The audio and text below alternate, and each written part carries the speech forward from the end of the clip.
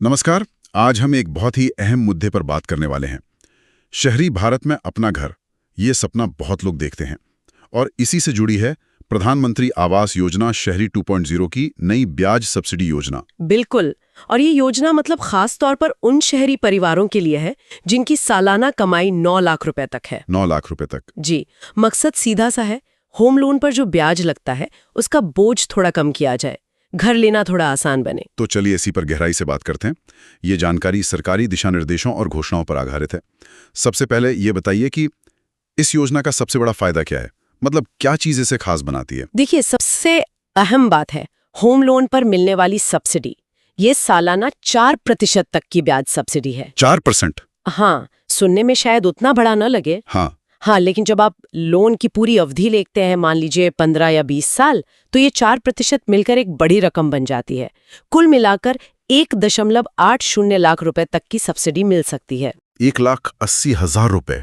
अच्छा, हाँ, ये तो वाकई एक बड़ी मदद है, खासकर जब कोई घर खरीदने जैसा बड़ा फैसला ले रहा हो। सही कहा। इसका सीधा असर ईएमआई पर पड़ता है, हर महीने की किश्त कम हो जाती है, जिससे महीने का बजट थोड़ा संभल जाता है। बिल्कुल।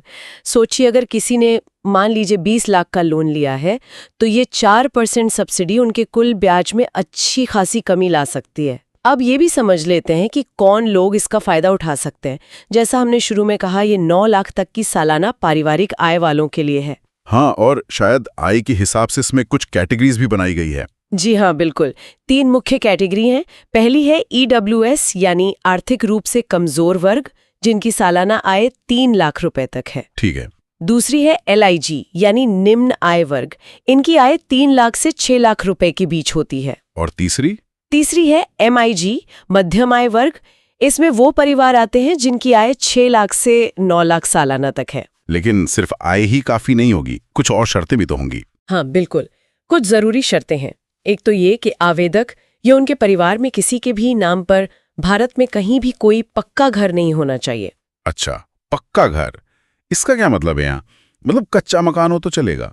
हाँ, पक्का घर मतलब एक ठीक ठाक रहने लायक मकान जो ईंट, सीमेंट, कंक्रीट जैसी चीजों से बनाओ। कच्चा घर या झोपड़ी इसमें नहीं गिना जाता। दूसरी बड़ी शर्त यह है कि पिछले 20 सालों में केंद्र सरकार की किसी और हाउसिंग स्कीम का फायदा ना लिया हो। ये भी जरूरी है। और एक सवाल मेरे मन में आ रहा है, क्या ये सब्सिडी सिर्फ एकदम नए लोन लेने वालों के लिए, या अगर किसी ने हाल ही में लोन लिया हो? ये एक बहुत अच्छा सवाल है।